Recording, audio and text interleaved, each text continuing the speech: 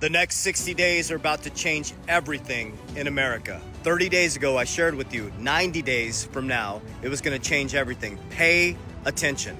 Eric Trump and Donald Trump Jr. are quietly stacking Bitcoin. But let me explain to you the mechanism of what is actually happening right now. You have to understand inflationary and deflationary. If you understand this at a deep level, you could start to transform your family's wealth timeline. Now, what's going to happen over the next 60 days as we head into August is you're going to start to see trade deals happen. You're going to see the tariff deals happen. You're going to start to see more money flood into America than you've ever seen before. Everything you're seeing is just a distraction. You're going to have more money in your pocket. There's going to be lower taxes. They're going to pass a Genius Act with the stablecoin regulation. Banks are going to start to get clarity on how to custody crypto, how to deal in crypto. They have to have clarity before they come in. And that's why the elites are quietly stacking Bitcoin, quietly stacking things like XRP, in my opinion. Well, not my opinion. It's right here. And here's why they're doing it, is we're in an inflationary system, a fiat dollar system that every single year you become poor. Since the Federal Reserve was created in 1913, your dollar has collapsed 99%. And the dollar is the strongest currency in the world. Think about that. The strongest currency in the world has collapsed 99% since 1913 when the Federal Reserve was created. They're not federal, nor are they reserve. So let me say that again. It is the strongest currency in the world, the most dominant, and it's collapsed 99% since 1913. So as you sit there in the US dollar, which is supposed to be the strongest currency in the world, every single year, if you don't beat inflation, you become poor. This is why they're stacking Bitcoin. This is why BlackRock is now the largest holder in Bitcoin besides Satoshi. This is why Grayscale is one of the largest in Bitcoin. This is why Michael Saylor is the third largest in Bitcoin. This is why America is the #1 country holding Bitcoin. This is why the Trump family is stacking Bitcoin.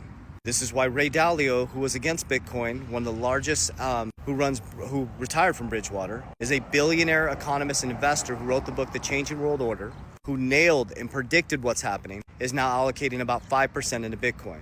This is why the third wealthiest person in Mexico is going 100% into Bitcoin. This is why you've seen Robert Kiyosaki go all in on Bitcoin. This is why you've seen people like Grant Cardone go from being anti-Bitcoin to now doing Bitcoin real estate. Should I continue on? This is why Rosie Rios, the 43rd Treasurer of the United States, sits on the board for Ripple, who's responsible for bringing in new currency. And I'll leave you with this. 95% of the supply of Bitcoin is gone. It's the most scarce asset in the world. This is interesting. If you can understand what I'm about to say, it'll click. And 95% of the public has zero exposure to crypto. So if 95% of the supply of Bitcoin is gone, only 5% is left. It's the most scarce asset in the world. They can't print any more of it, opposite of the US dollar, which is inflationary. And 95% of the public doesn't have exposure, then who owns this? It's been the plan all along to switch us from an inflationary, collapsing US fiat monetary system, a controlled demolition, over to a new asset-backed, distributed ledger technology, on-demand liquidity, digital gold, Bitcoin, faster payments, XRP. It's a new financial system. It's not a big grand conspiracy. All fiat systems have collapsed over time because if you have a debt-based monetary system and you have more debt than you have income, at some point it has to end. And that's where we're at. And so that's why they're stacking Bitcoin. And here's what I believe, and you can save this video. This is what I think is going to happen, in my opinion. Do your own research. Is they're going to revalue gold. They're going to take the profit from the revaluation of gold.